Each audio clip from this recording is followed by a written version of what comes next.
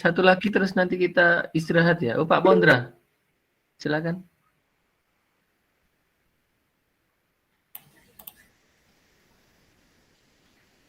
Pak Pondra ada yang disampaikan? Ya. Mau presentasi, Pak.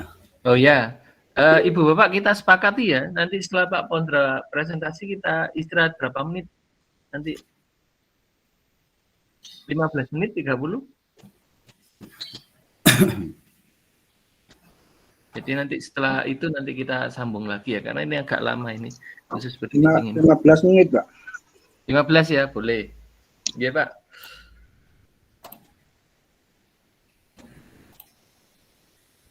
Pak Ridwan ada yang disampaikan? Enggak, tadi mau presentasi, Pak. Pilihan Pak Pindra. Yeah. Sudah tampil ini, Pak? Sudah. Silakan, Pak. Yeah.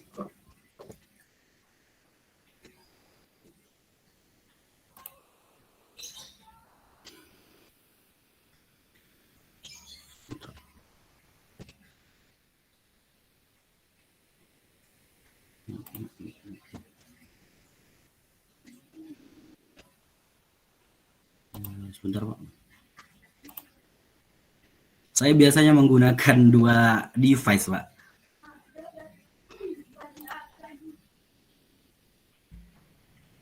Kalau misalkan saya menggunakan 2 device, tidak apa ya, Pak ya? Tidak apa-apa. Yang satunya matikan mikrofonnya, Pak. Okay. Di total biar tidak mengganggu, tidak umpan balik. Karena kalau pakai 1 device saya kesulitan, Pak. Iya, tidak apa-apa. Yang nyaman aja bagaimana. Sebentar, Bapak, mohon izin.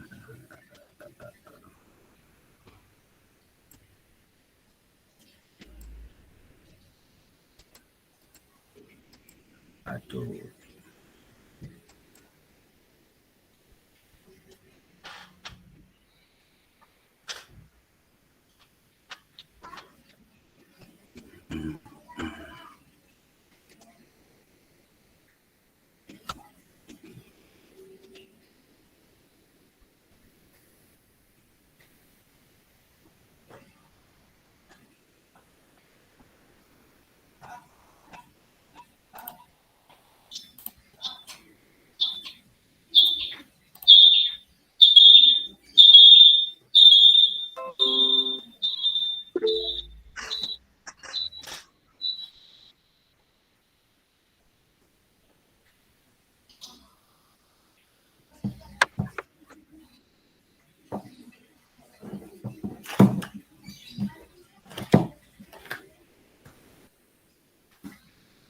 Cek.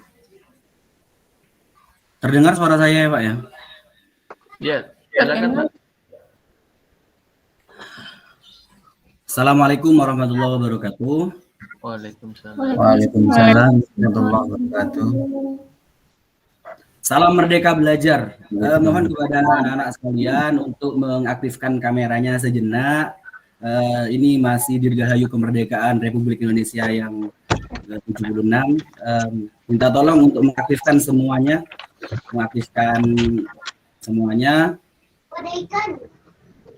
Sebentar saja. Mari bersama-sama. Salam Merdeka Belajar.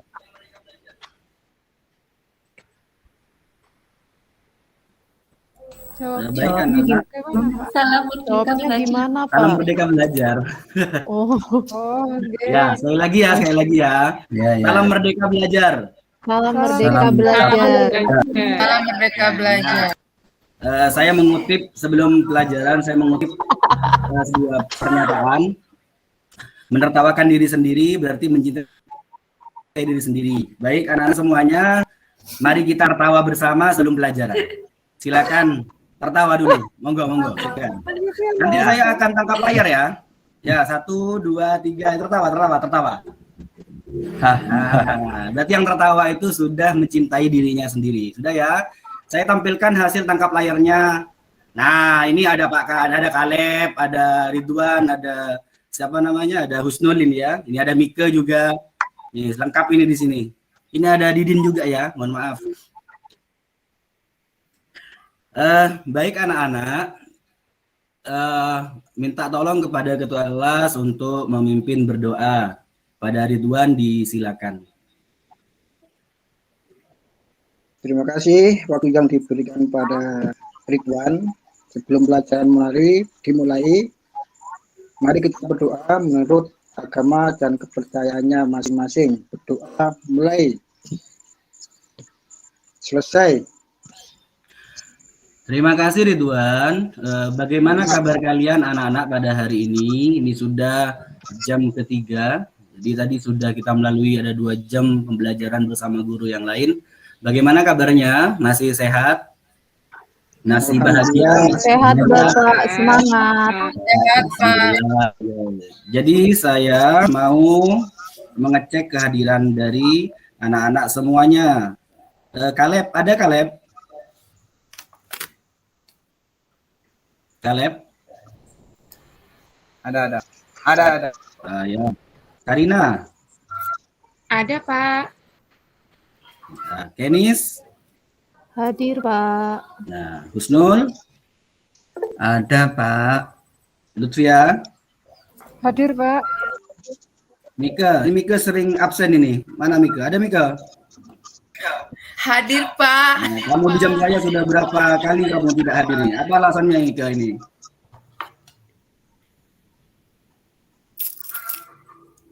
Oh, kendala sinyal ya? Selanjutnya Miftah? Hadir, Pak. Ya. Ridwan? Hadir, Pak. Oke, Nilu? Hadir, Pak. Rani? Hadir, Baik. Pak. Dia tulis di chat. Oke, terima kasih. Baik, hadir lengkap ya anak-anak. Baik, sebelum memulai pelajaran, marilah kita membahas tentang pertemuan yang sebelumnya kita sudah belajar tentang teks anekdot. Coba diperhatikan ini. Nah, pernah dengar istilah ini? Itu aja kok repot. Hadir, Pak. Oh, nggih. Nggih, Rani. Anak-anak sekalian pernah lihat tulisan ini atau pernah mendengar ucapan ini? Gitu aja kok repot. Pernah, Pernah Pak. Pak, Nah, sering. siapa kira-kira tokohnya ini? Gus Dur. Gus Dur atau Kiai Haji Abdurrahman Wahid. Wahid. Nah, ini beliau ini. Ini Bapak Anekdot Indonesia. Kemarin kita sudah belajar tentang teks apa? Teks anekdot. Nah, jadi kemarin itu pada pembelajaran sebelumnya kita belajar tentang apa? Lutfia, kita belajar apa pada pertemuan sebelumnya, Lutfia? Tentang pengertian dan ciri teks anekdot, Pak. Oh, oke. Baik. Sekarang Nilu. Teks anekdot itu apa, Iya, Nilu? Teks yang lucu, Pak.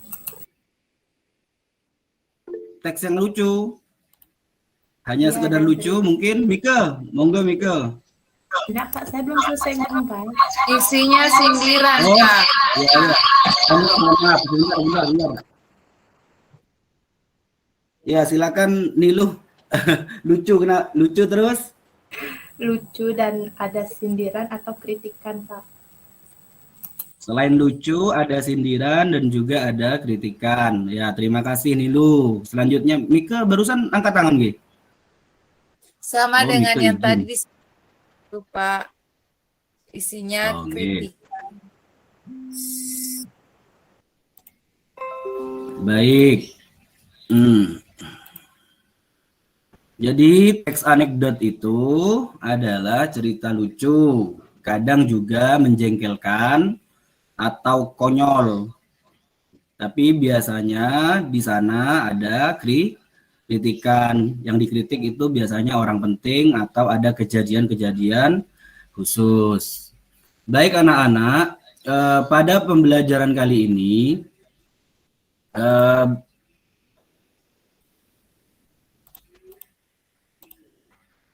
kita akan belajar tentang menganalisis struktur dan kebahasaan teks anekdot. Jadi pada pembelajaran kali ini kita akan mencoba mengidentifikasi struktur teks anekdot. Selanjutnya menganalisis kebahasaan pada teks anekdot. Jadi melalui kegiatan pada hari ini kita itu dapat mengidentifikasi dan menganalisis baik struktur dan kebahasaan teks anekdot. Jadi Bapak sampaikan juga nanti di saat pembelajaran ada 2 jenis penilaian. Ada penilaian sikap, ada penilaian pengetahuan. Kemudian KKM-nya itu 72. Ini 72 ini angkanya saya pakai font 72 ya. Kalian percaya tidak ini? Tidak lucu ya? Next. Baik anak-anak, sebelum mulai pembelajaran, Bapak akan sajikan sebuah video, tayangan video. Mohon disimak.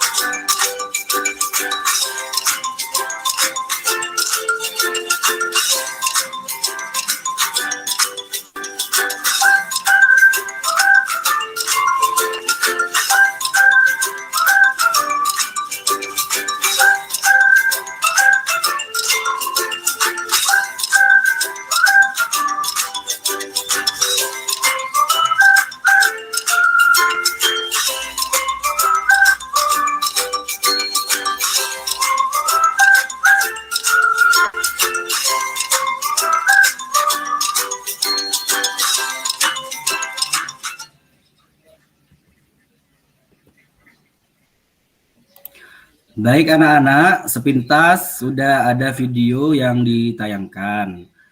Mungkin ada yang menangkap pesan atau sesuatu pada penayangan video barusan. Saya mengizinkan Karina untuk menyampaikan pendapatnya. Apa yang ditangkap atau diterima ketika kegiatan melihat video barusan? Silakan Karina.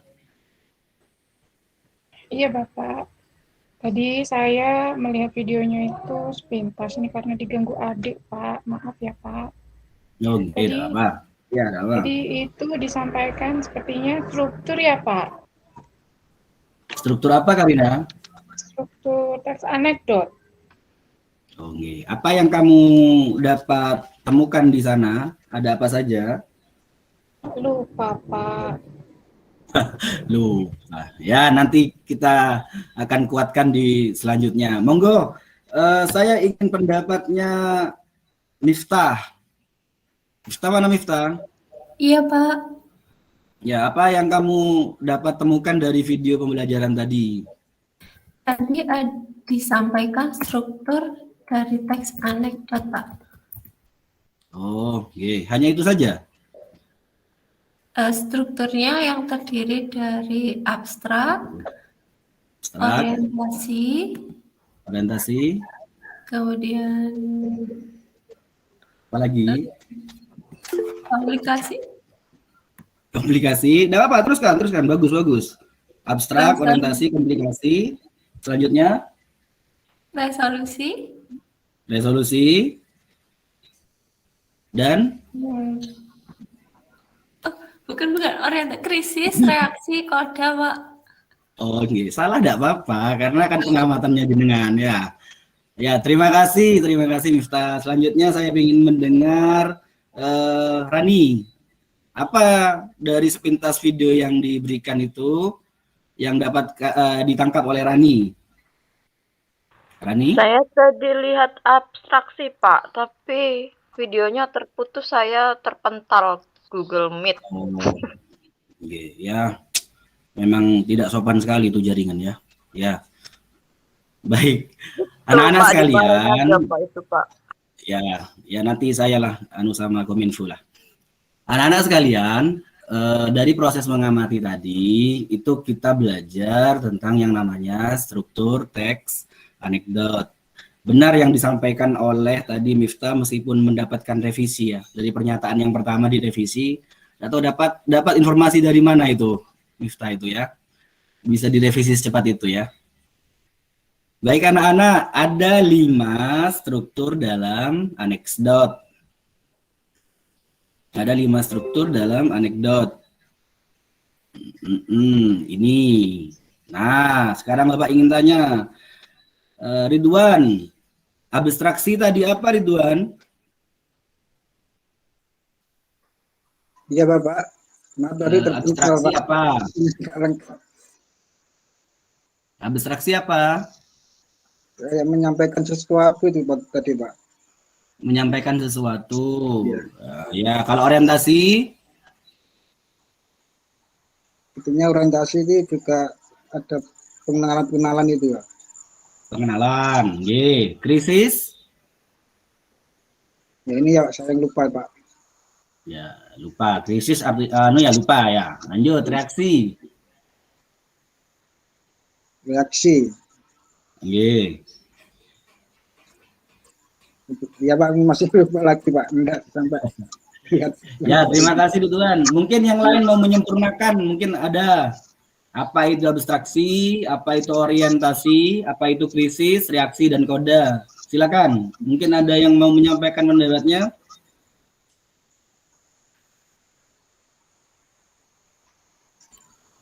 Ada? Ternyata tidak ada. Hebat sekali. Terima kasih. Oh ada, Mikel. Silakan Mikel. Siapa saya tidak menjawab Pak, maaf kalau belum tepat. Kalau silakan. abstrak baru pengenalan Pak. Lanjut. Kemudian ada orientasi. Orientasi itu seperti memperkenalkan masalah Pak. Perkenalan masalah. Lanjut. Krisis. Krisis sudah pada puncak masalah Pak. Krisis puncak masalah. Selanjutnya reaksi. Reaksi itu tentang bagaimana tokoh dalam cerita itu bereaksi terhadap masalah, tanggapan terhadap masalah Pak. Lalu koda mungkin tentang koda itu pesan Pak. Pesan dari Pak dalam anekdot Pak. Ya, terima kasih. Ya, terima kasih. Ya, sangat luar biasa. Tepuk tangan untuk Mikel. Semuanya. Baik, sekali lagi akan Bapak tayangkan. Mohon untuk diperhatikan.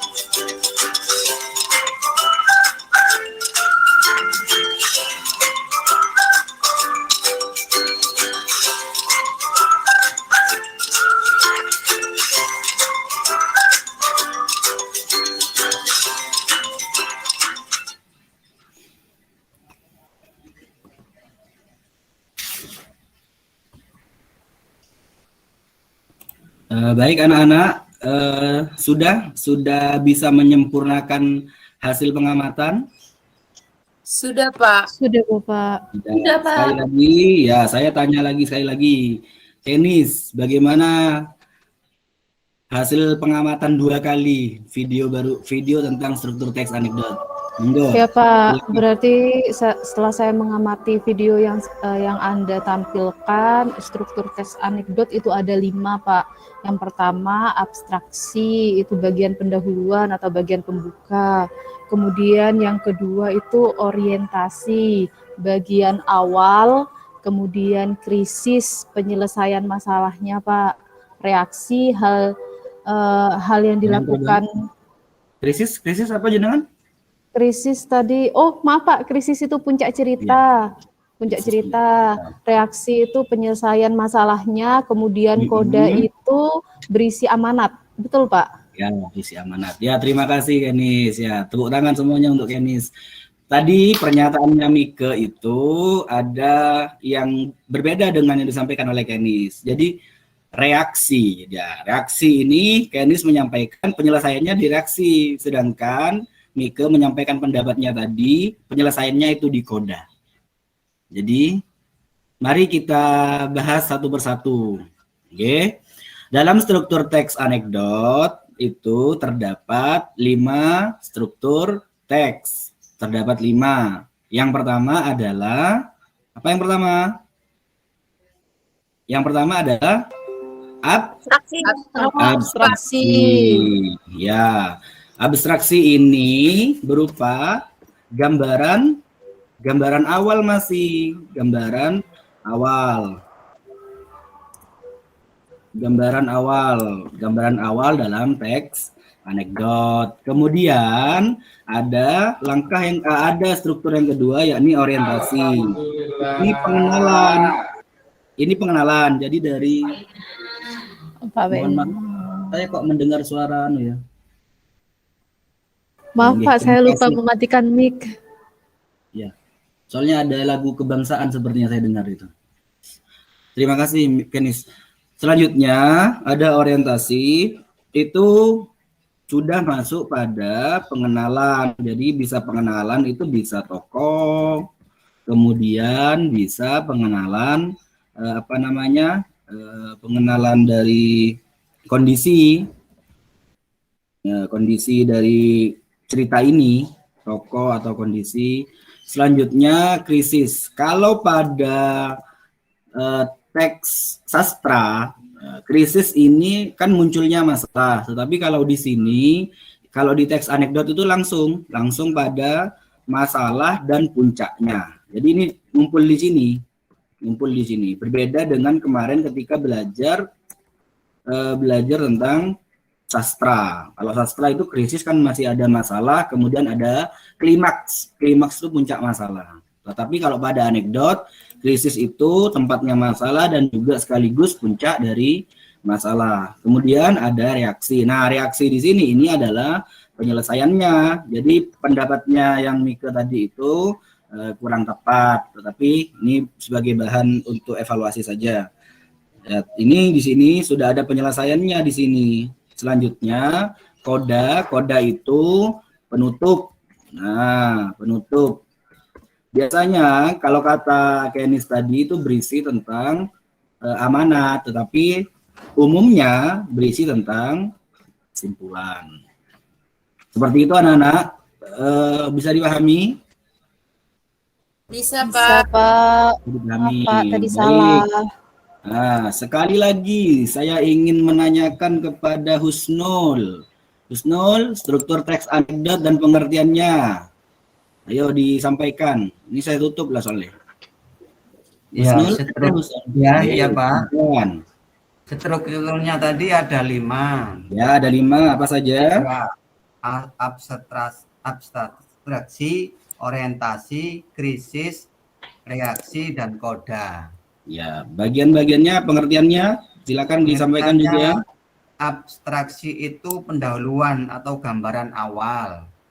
Orientasi pengenalan baik pengenalan tokoh atau keadaan. Ya, benar. Lanjut.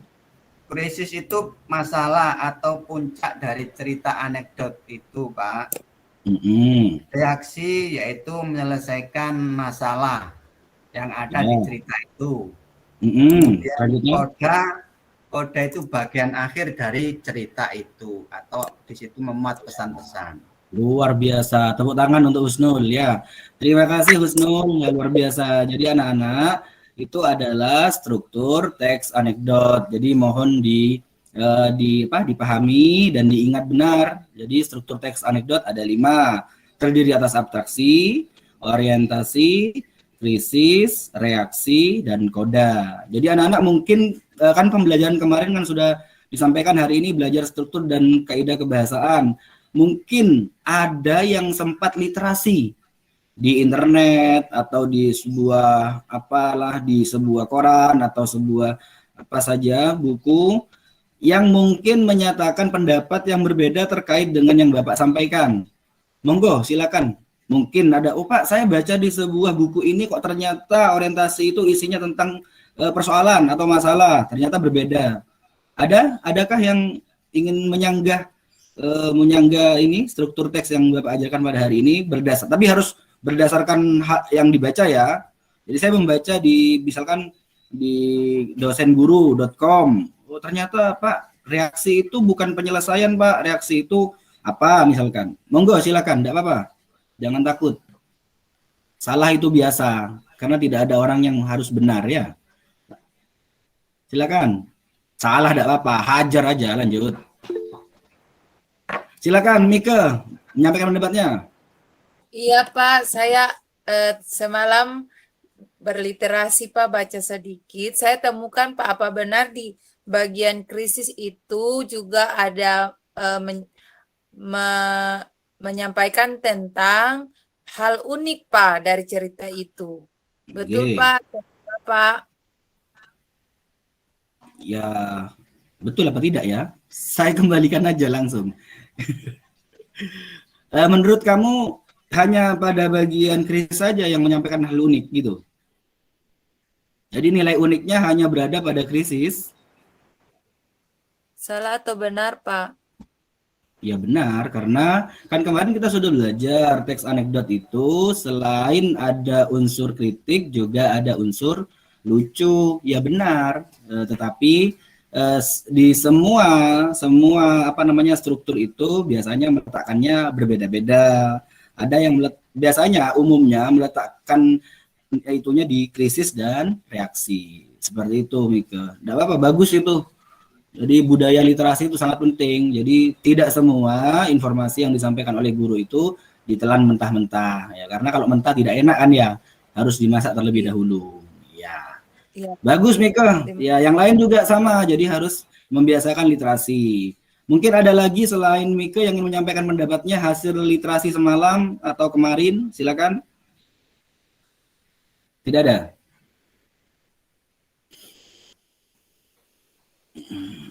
Baik, kalau tidak ada, salam, silakan.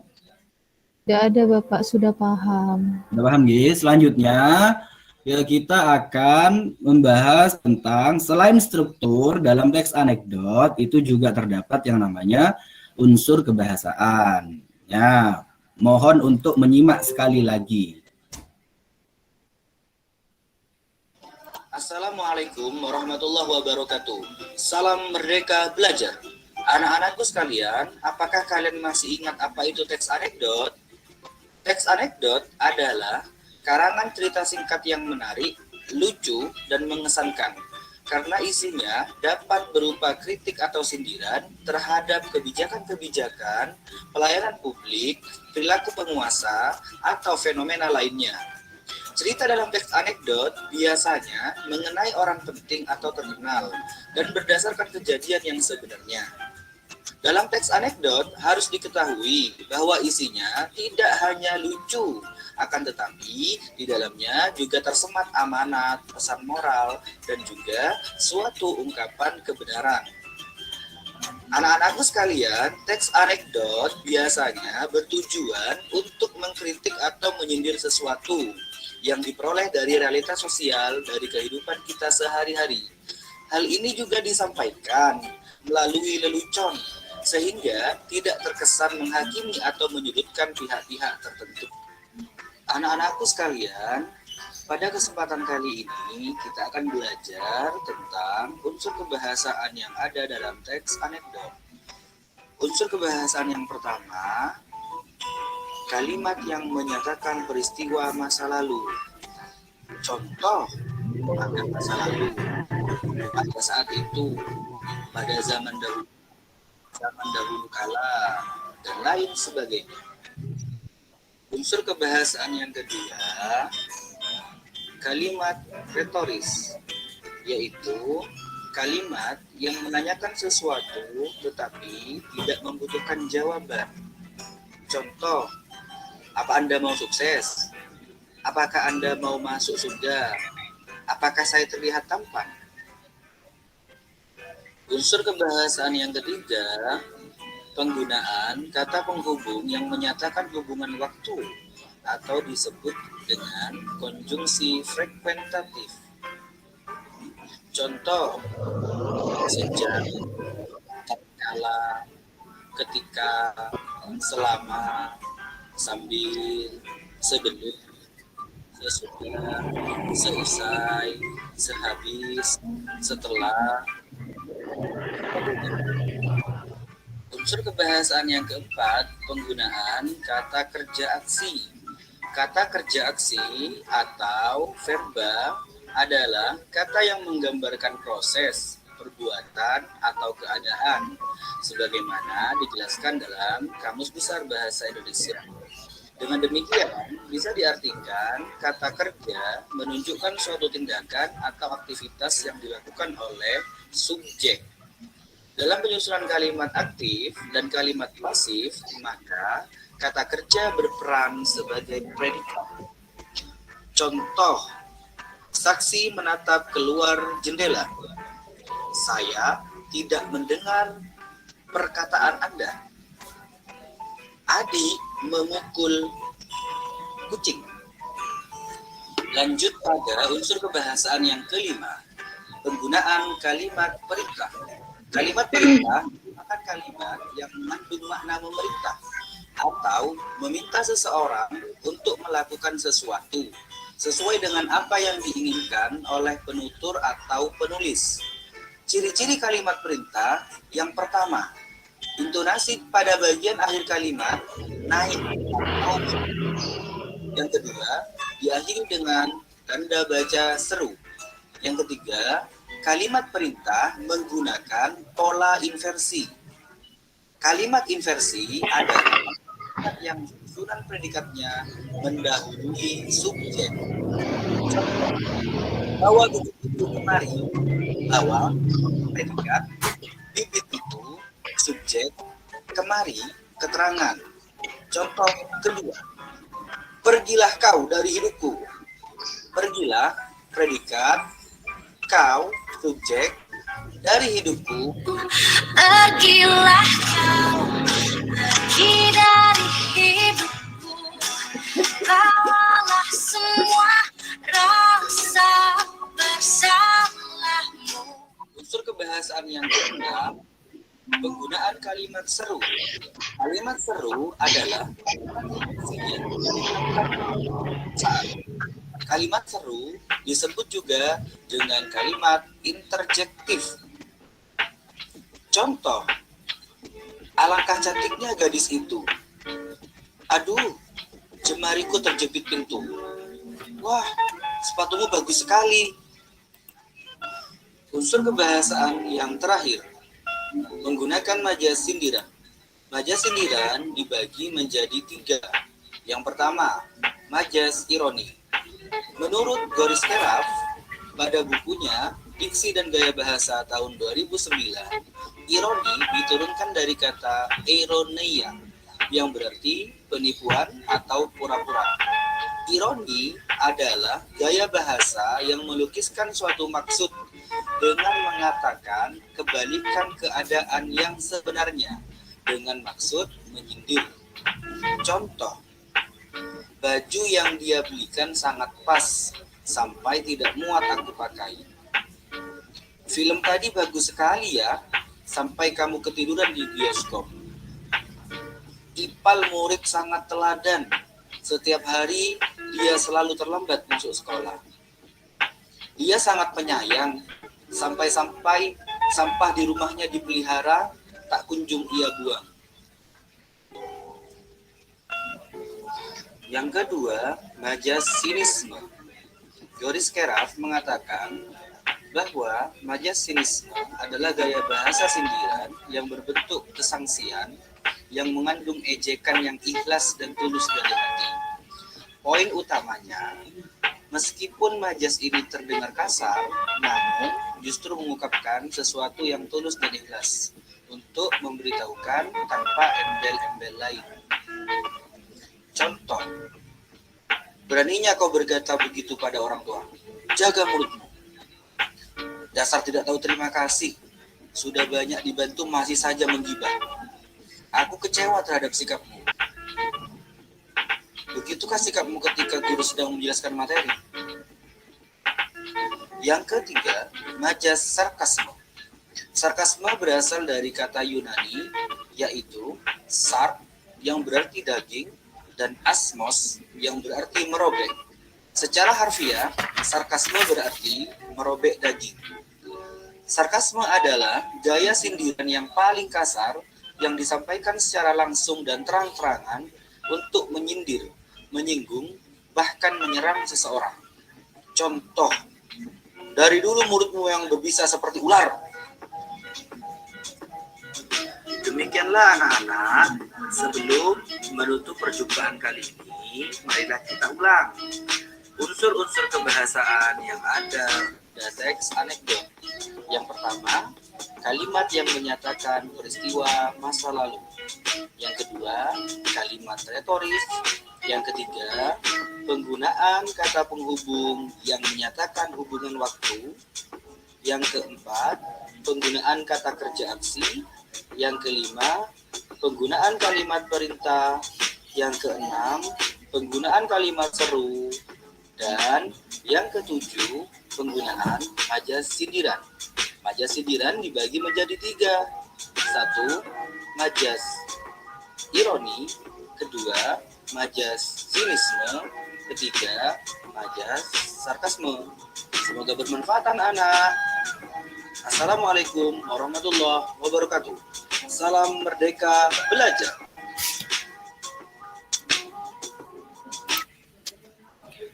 Ya, terima kasih sudah menyaksikan. Baik, jangan hanya diingat lagu yang di tengah-tengah video saja ya. Jadi semua unsurnya juga harus dipahami. Itu kan diselingan saja tadi.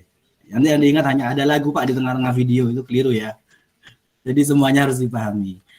Unsur-unsur kebahasaan pada teks anekdot seperti pada video yang Bapak berikan barusan. Saya ingin menanyakan kepada siapa ya? Mungkin Karina. Karina, ada Karina? Apa yang kamu tangkap dari video itu? Jangan-jangan tidur ya? Enggak ada tidur ya? Enggak, Pak. Sambil nungguin adik. Oh, sambil nungguin adik. Nggih. Ada apa? Tapi menyimak juga ya, memperhatikan. Menyimak, iya Pak, menyimak. Nggih. Silakan, apa yang ditangkap oleh Karina dari unsur-unsur kebahasaan yang ditayangkan tadi? Jadi ada beberapa unsur-unsur kebahasaan yang ada pada teks anekdot. Yang saya tangkap tadi banyak menggunakan majas. Majas, ada majas. Ya, lanjut. Kalimat perintah ya Pak? Kalimat perintah, boleh, lanjut. Kalimat seruan? Ya, kalimat seru. Seterusnya. Terus apa ya Pak? Mungkin bisa ditambahi Pak.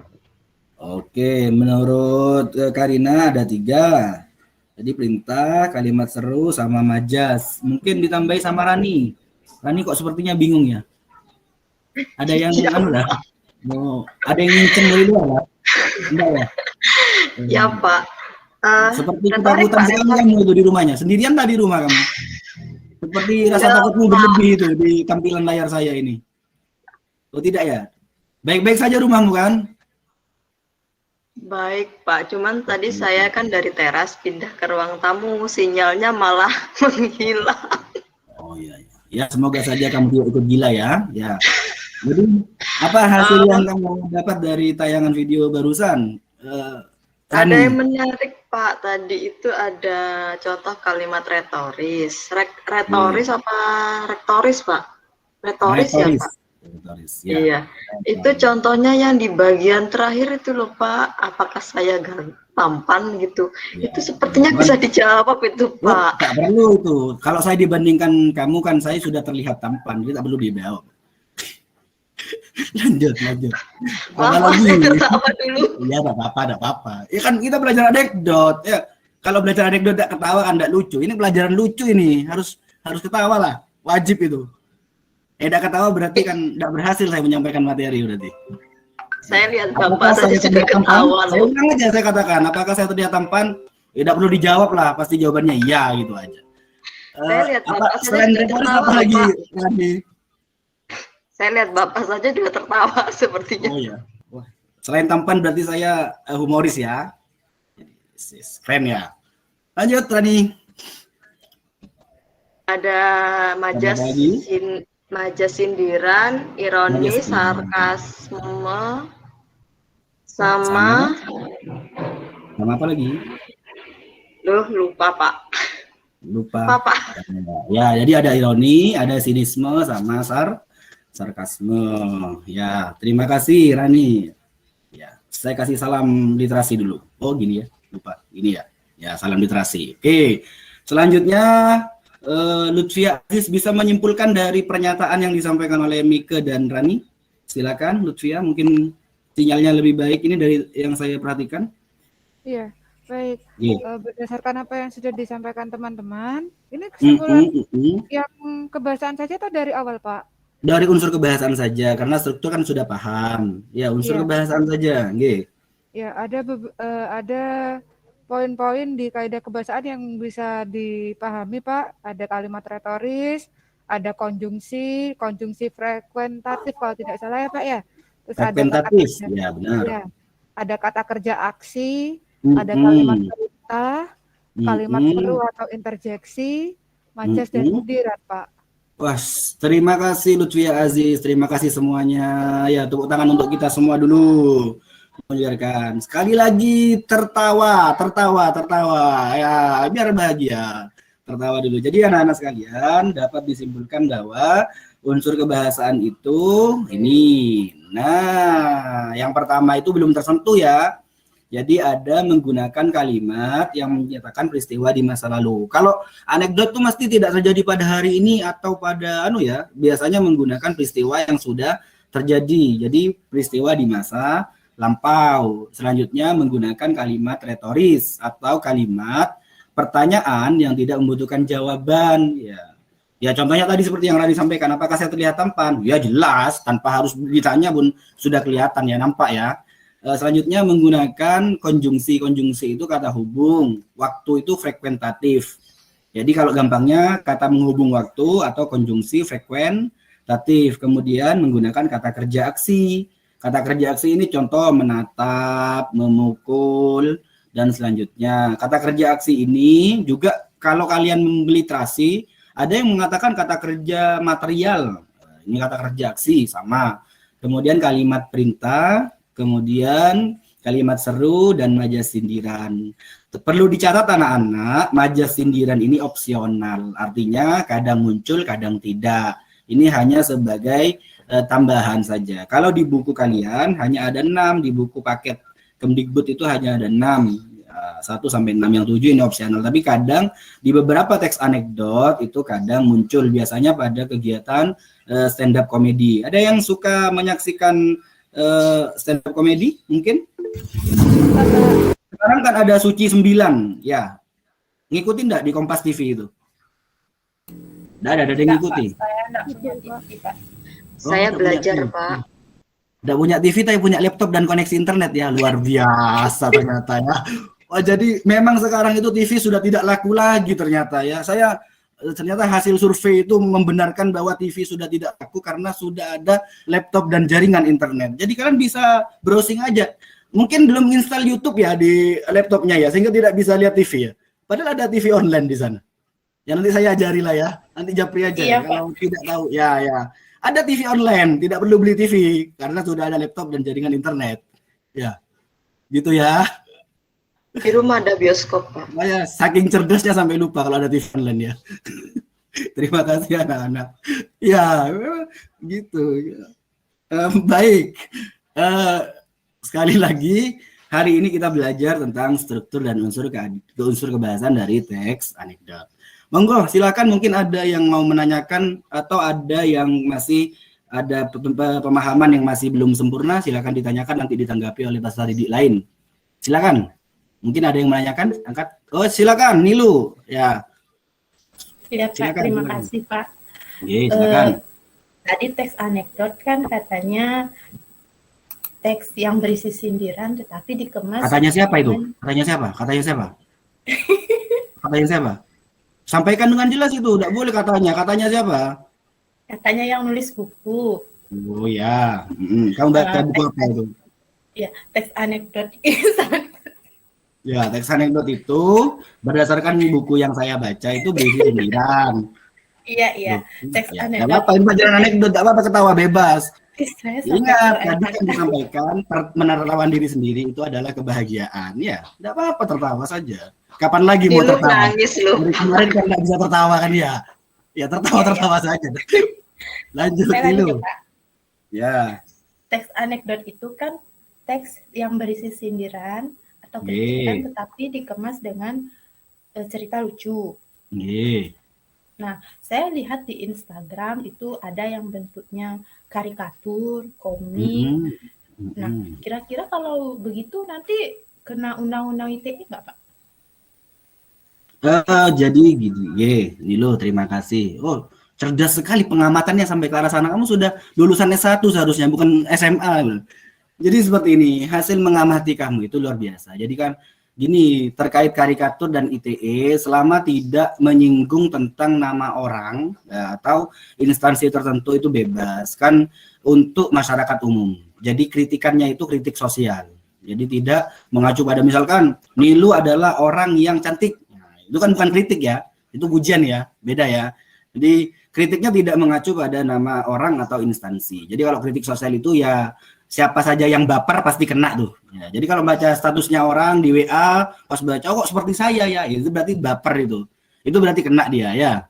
Jadi boleh kritik, lucu, dan yang membaca itu semua orang. Jadi semua orang merasa oh ini lucu ya dan membangun gitu. Dan tidak menyebutkan merek atau instansi. Bisa dipahami ya Rilu ya? Ya, luar biasa pengamatannya sampai ke arah sana ya. Saya saja belum pernah itu. Gara-gara Cerdas Instagraman sekali. terus, Pak. Iya. Silakan Lutfia, mungkin ada yang mau disampaikan. Terima kasih dulu ya. Luar biasa, luar biasa. Baik, tadi kan kalau teks anekdot itu kan tokohnya kan orang terkenal ya Pak ya. Jadi Ya. kan lebih baik kalau misalkan dibuat anekdotnya menggunakan nama tokoh berbeda ya Pak ya. Apa bagaimana Pak? Hingga biar tidak kena ITE itu tadi.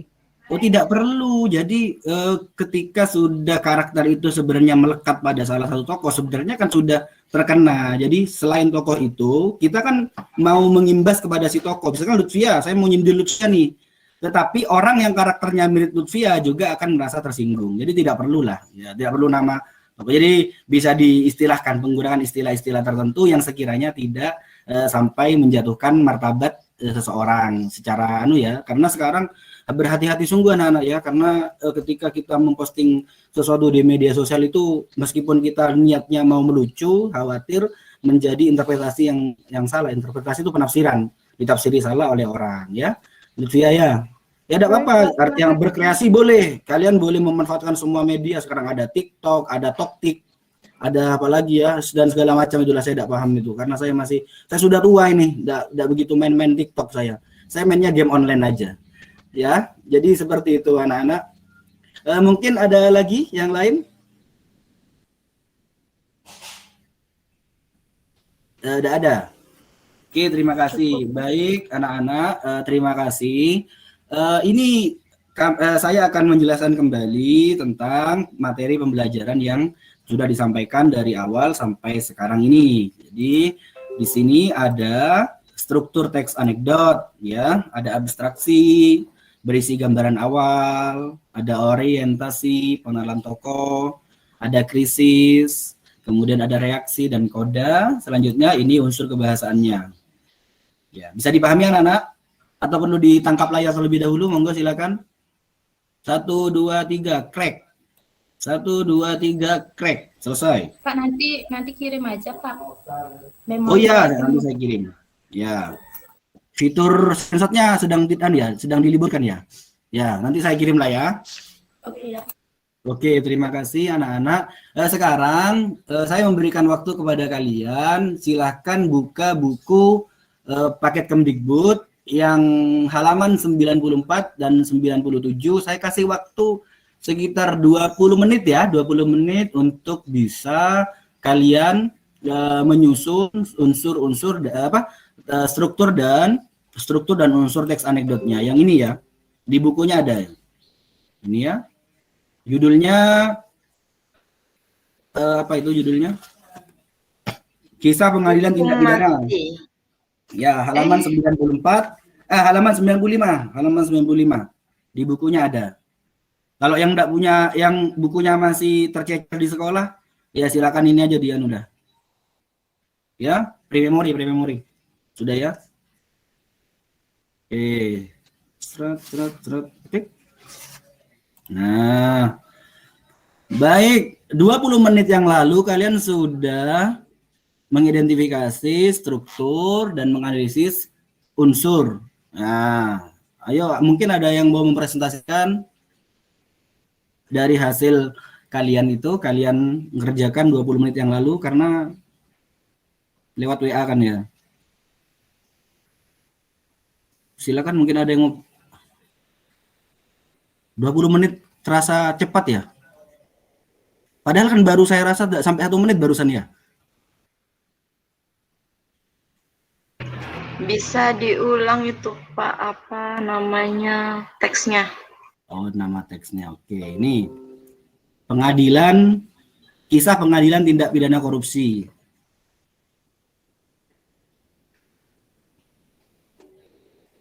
Kisah pengadilan tindak pidana korupsi.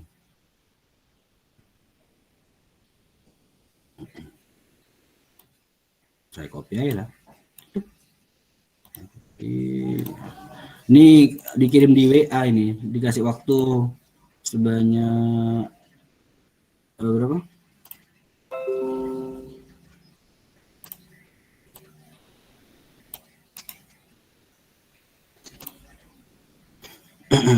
Saya kirim aja.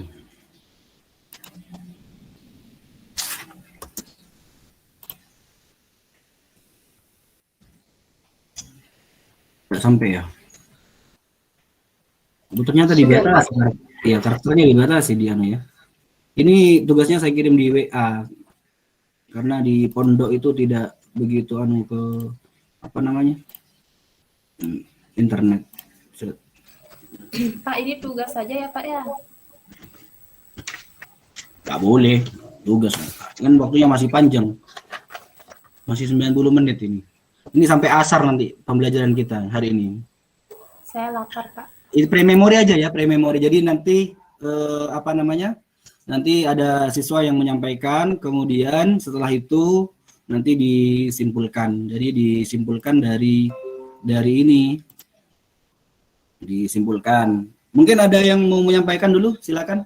1 atau 2 orang terkait struktur dan apa namanya? Unsurnya. Di sini saya sediakan anunya. Bisa kelihatan ya? Kelihatan enggak? Kelihatan gitu? Kelihatan, Pak. Ya, kelihatan ya. Ya, mungkin ada yang membantu untuk menyelesaikan persoalan saya ini.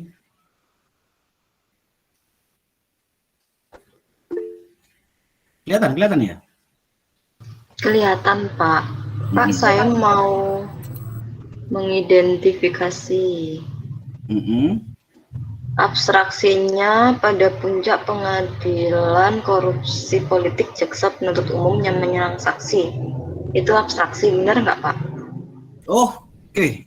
Terima kasih, Rani. Ya, ini ya. Nih, Rani. Oke, Josh. Selanjutnya, terima kasih Rani. Kelihatan.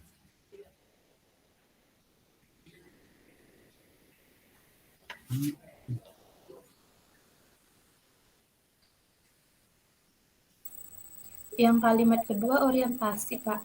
Kalimat kedua orientasi. Jaksa penuntut umum menyerang saksi. Jaksa. Ini. Yoi, Pak. Ini Nilo ya.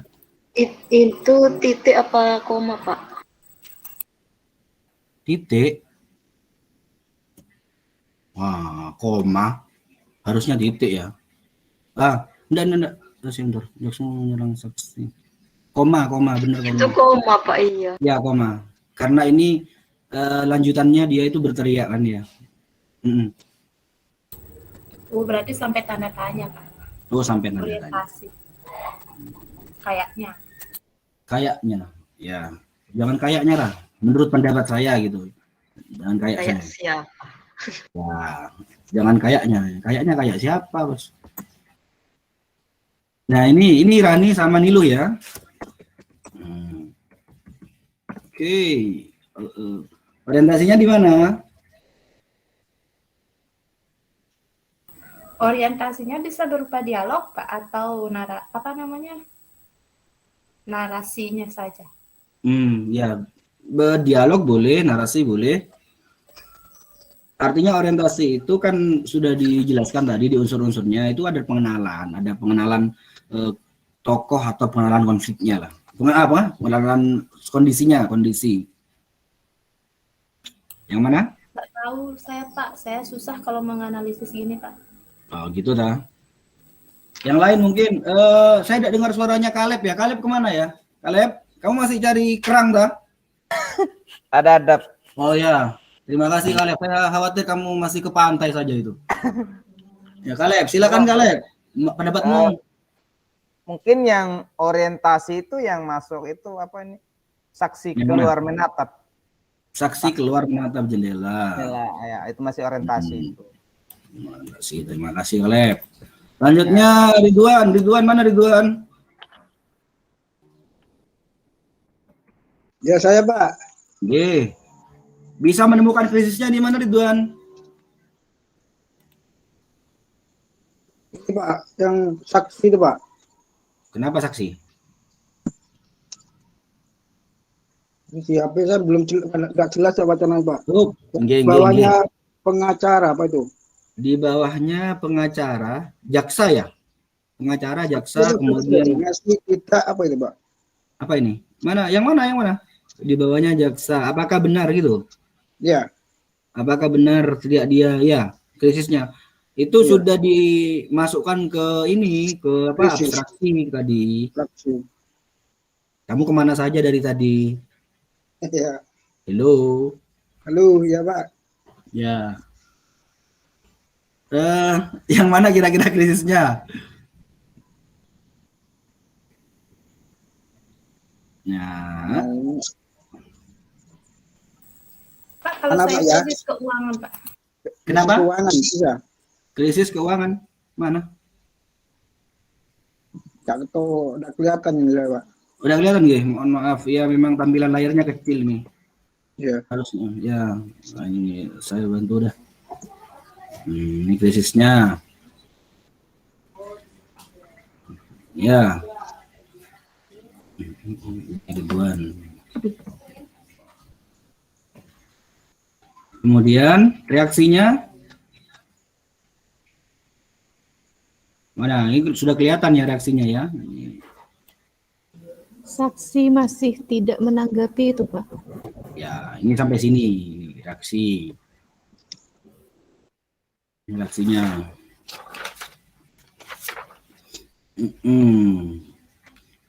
Seolah-olah tidak mendengar. Ya, oke. Selanjutnya terakhir ini kodenya adalah ini. Set.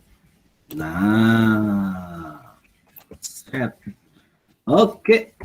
Mungkin ada yang punya pendapat yang berbeda dari penyampaian ini? Tidak ada? Terima kasih. Ada? Tidak ada. Nah, nanti kali ini dibahas secara secara komprehensif nantilah. Nah, ini kemudian retorisnya itu jaksa penuntut umum. Mana ya? Nah, ini nih.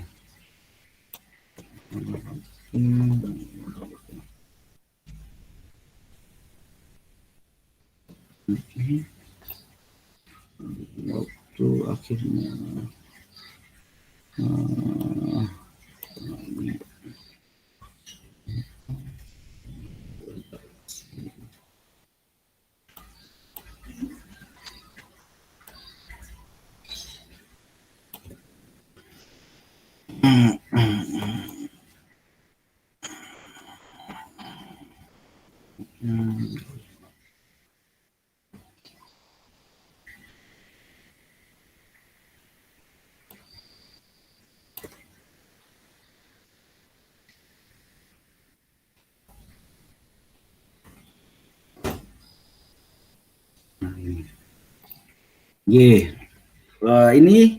ini adalah hasil pekerjaan kalian tentang struktur dan kaidah kebahasaan, unsur kebahasaan dari teks anekdot. Mungkin ada pendapat lain, monggo disilakan.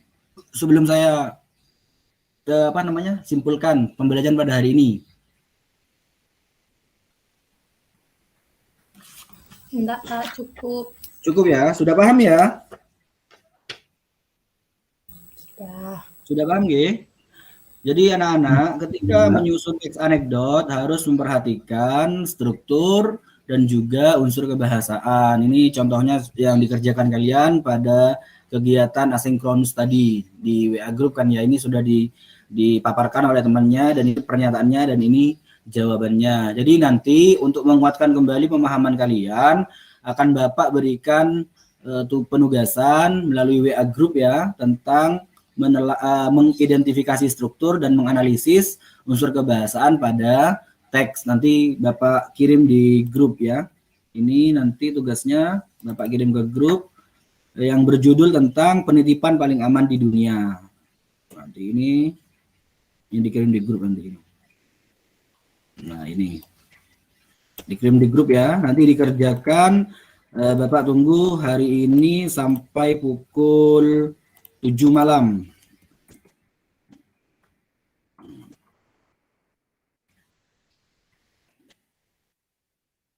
Ya nanti cek di WA grup aja dah ya. Nih.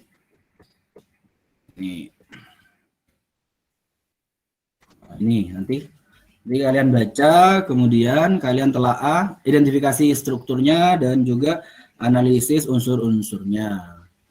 Jadi anak-anak, sebelum menutup pembelajaran, Bapak sampaikan kembali apa yang telah kita pelajari pada hari ini, yakni struktur teks anekdot ada 5, unsur kebahasaannya ada 7, dengan 1 penggunaan majas itu hanya sebagai opsional. Ada yang ditanyakan anak-anak? Tidak, Pak. Oke, terima kasih. Jangan lupa untuk yang pertama untuk mengisi daftar hadir, yang kedua untuk mengerjakan tugas ini. Kemudian anak-anak pada pertemuan selanjutnya kita akan berupaya untuk menciptakan atau menciptakan kembali teks anekdot yang berkaitan dengan unsur dan kaidah kebahasaan yang kita pelajari pada hari ini. Terima kasih anak-anak atas perhatiannya. Semoga ilmu yang kita pelajari pada hari ini bermanfaat. Sekali lagi, salam merdeka belajar. Salam merdeka. Salam merdeka belajar. Salam merdeka belajar.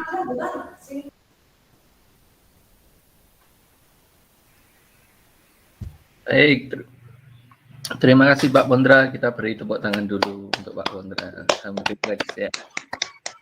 Terima kasih Pak. Ya, sama-sama. Baik Ibu Bapak, silakan ada yang ingin berkomentar.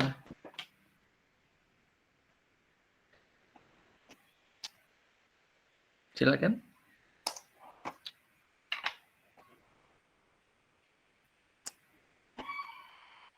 Ada? Bu Olani bisa memberikan komentar?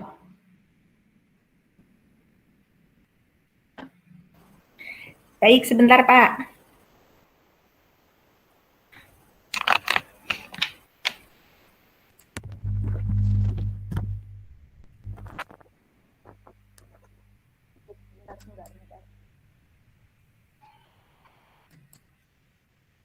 Ya, cek-cek sudah terdengar Bapak Ibu? Kecil sekali, Bu. Kecil Bu suaranya Bu. Suaranya kecil ya. Ini saya kecil bentar. Halo? Seperti jauh begitu, Bu. Iya, terdengar apa tidak Bapak Ibu? Sudah. Ya. Dengar Bu. Terdengar ya Pak Pondra. Wah Pak Pondra luar biasa. Pak Pondra sabar sekali ya. Saya mungkin terpesona kalau jadi muridnya Pak Pondra ya. Padahal saya galak loh Bu. Baik Pak Pondra, ini SMA atau SMK ya? SMK ya? Saya ngajar SMK di Pondok Bu. Ya SMK ya Bapak Ibu. Nah ini saya tadi awal melihat KD-nya yaitu menganalisis struktur teks anekdot.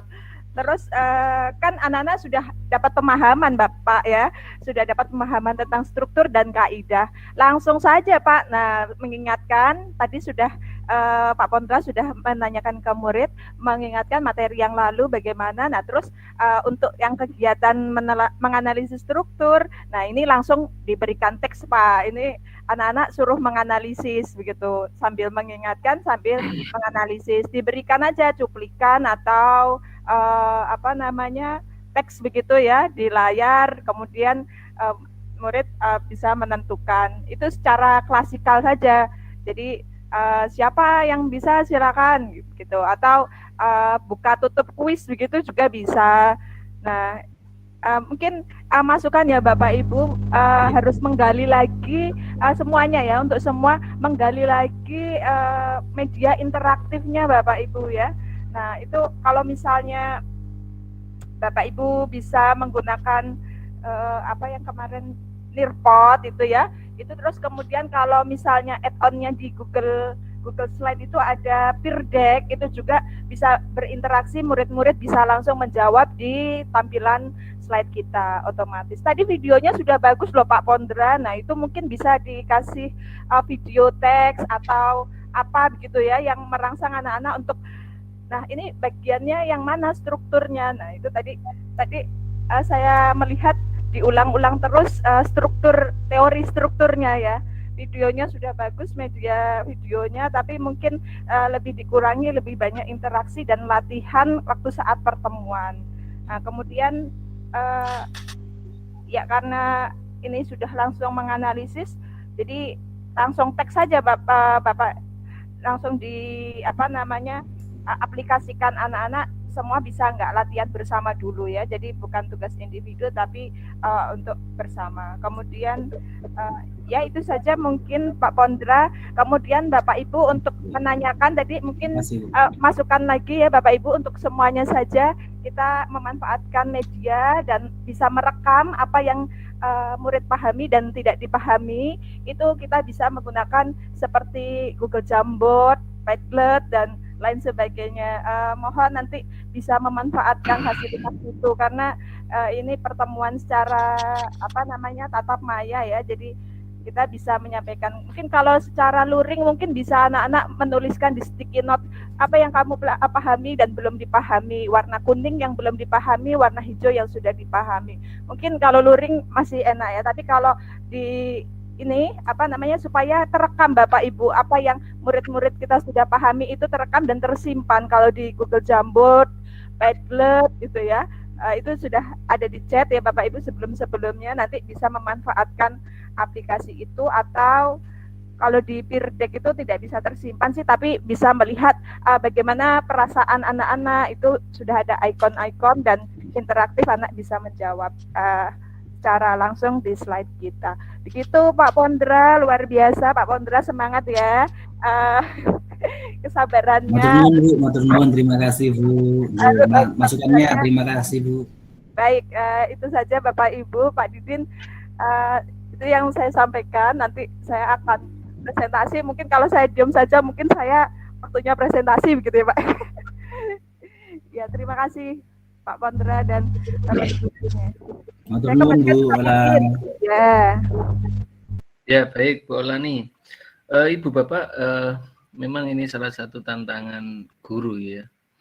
Kalau saya melihat Pak Pondra ini penuh dengan aura energi yang positif gitu ya. Sampai humornya kering pun bisa membuat kita tertawa ya. Padahal humornya kering ya. Humor kering itu enggak lucu ya. Itu pun masih lucu gitu ya. Memang ini adalah tantangan. Jadi Bu Bapak apa namanya, guru itu kalau punya selera humor yang bagus ya, mampu mengelola, itu memang bagusnya. Dan itu kita bisa lihat dari performansi pedagogi Pak Pondra ya. Baik. Terkait dengan apa namanya, hal yang teknis ya, terkait dengan video. Jika video itu Ibu Bapak produksi sendiri, saran saya letakkan itu di YouTube. Sehingga nanti di YouTube itu kan bisa bersirkulasi ya. Ya, ada penontonnya juga bertambah, kemudian pengikutnya juga bertambah dan lain sebagainya.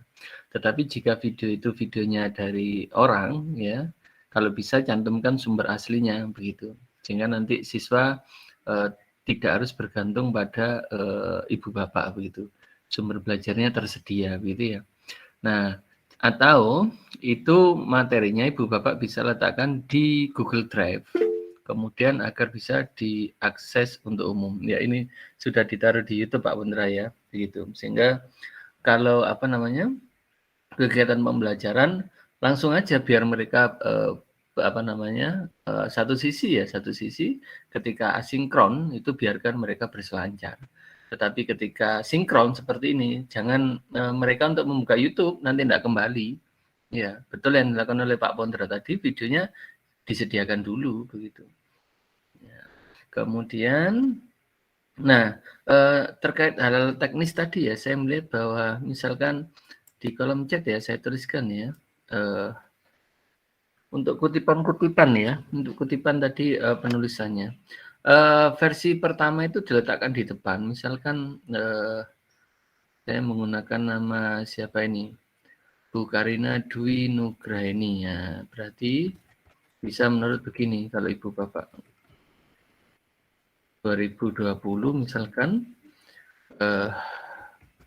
menyatakan dan seterusnya, nah, bisa seperti ini ya. Model pertama itu kalau di belakangnya kutipan tidak langsung. Kalau kutipan langsung, Ibu Bapak kan bisa menggunakan seperti ini. Halamannya berapa di halaman itu? Menyatakan tanda kutip copy paste ya. Nah, baru titik. Ya. Model pertama. Bisa juga divariasi menurut Nugra ini begitu. Ini kalau di dalam tayangan apa namanya? Penulisan karya ilmiah ya 2020 begitu ya, koma apa pendapatnya langsung, berarti kutipan tidak langsung. Kalau kutipan langsung berarti tanda kutip, atau pendapatnya apa dulu terus terakhir ditaruh di belakang ya, dengan cara memparafrasekan, atau menjadi kutipan tidak langsung dulu terus dalam kurung 2020 halaman 77 misalkan ini. Atau Ibu Bapak cukup karena tayangan PowerPoint ya, presentasi Salindia itu biarkan apa adanya, cuma langsung diberi begini aja tahun 2020. Jika itu apa namanya, diparafrasekan. Jadi apapun itu bentuk salindianya, PowerPoint-nya, bebas saja tempel di situ materi-materinya Pak. Cuma di sudut kanan paling bawah ya, boleh kanan paling bawah, kiri paling bawah, di situ diberi keterangan kalau itu sumber referensinya. Itu sehingga apa namanya, tampak bisa dilacak ya, bisa dilacak sumber referensi ini dari mana begitu. Nah, yang paling penting lagi dari penampilan pertama, kedua, dan ketiga, coba Ibu Bapak ukur kembali ya. Kalau yang tadi Bu Rani itu tentang menelaah struktur dan ciri bahasa. Ya, teks narasi atau Apa tadi Bu Rani ya? Narasi, maaf Pak, narasi tapi teks cerita fantasi. KD-nya memang cerita fantasi ya? KD-nya narasi Pak. Oh narasi, oke. Nah misalkan menelaah struktur ya, menelaah struktur. Nah ketika Ibu Bapak sudah mengajar, selesai sudah membuat perencanaan seterusnya, tutup dulu. Ya, tutup dulu. Kemudian Bu Rani dalam hitungan 2 atau 3 hari coba renungkan langkah-langkah yang telah dilakukan itu. Kira-kira siswa berkompeten tidak menelaah struktur? Jadi ngukurnya dari situ, Bu. Ya. Iya ya, saya tadi melakukan ini. Terus untuk mengetahui siswa ini berkompeten, memiliki kompetensi, bisa menelaah struktur, kembalikan lagi. Iya ya, bisa tidak? Nah, kayak Bu Miftah tadi, Bu Miftah ya, apa Bu Miftah tadi ya? Iya, ada apa Pak? Tadi KD-nya apa ya? Saya hilang ya. KD 3.5. Teks Prosedur ya. Apa identifikasi ya? Iya, mengidentifikasi identifikasi, umum ya. dan jenis.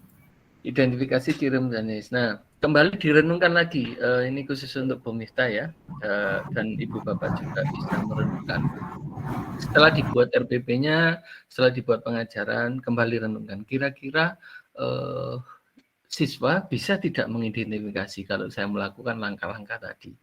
Nah, coba direnungkan kembali, diukur kembali ya, diukur. Iya ya, kalau saya melakukan gini, siswa kompeten tidak? Loh, kompeten Pak, nyatanya bukti ukurnya mana, alat ukurnya.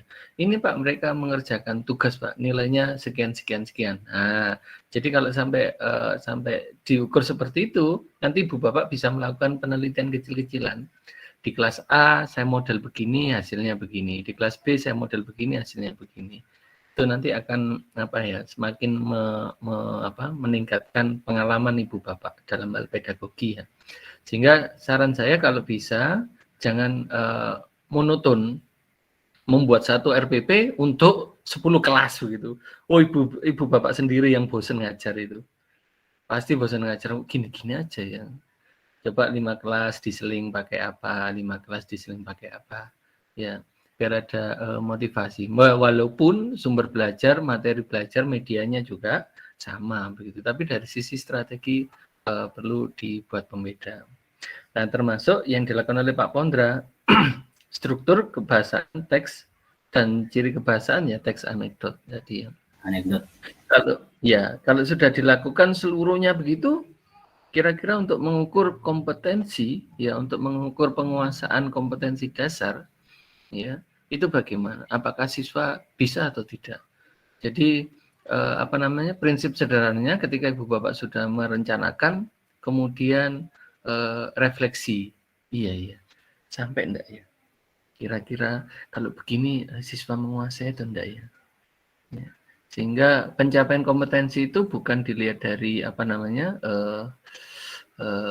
ada siswa yang kompeten 1-2 begitu kan tidak. Tapi Ibu Bapak kan mengajar 1 kelas kan ya. Nah, pencapaian kompetensinya harus 1 kelas itu. Bukan perseorangan, walaupun terlepas di dalam perseorangan itu memiliki prestasi belajar yang ada yang lebih cepat, ada yang lambat begitu. Nah, sehingga perlu direnungkan kembali. Nah, itu saja. Renungkan kembali. Ibu Bapak sudah membuat berbagai metode, sudah praktek dan lain sebagainya. Nah, nanti Ibu Bapak coba berhenti sebentar, renungkan. Iya ya, kelas A saya ajar begini, kelas B begini, kelas C kok begini. Ya. Akhirnya Ibu Bapak setelah menerapkan beberapa model, ya 2 atau 3 model, saya yakin pasti Ibu Bapak bisa menyimpulkan gitu. Menurut saya dari hasil pengalaman ini yang terbaik yang ini. Gitu. Ya. Makanya agak kalau tidak pandai-pandai mengelola itu akan membosankan Ibu Bapak mengajar di sekolah itu. Ya, karena kalau metodenya sama terus ya. Ini Pak sudah tercapai Pak. Ya. Itu yang akan terjadi. Siswanya juga mulai bosan, gurunya juga mulai bosan begitu, karena interaksinya kan apa namanya, kalau tidak dilakukan tambah membosankan sekali. Seceria apapun Pak Pondra, kalau ada titik tertentu itu pasti jenuh, ya, pasti jenuh gitu ya. Nah, oleh karena itu ibu bapak yang nanti yang ada di lapangan yang paling memahami dan bisa mencarikan solusi.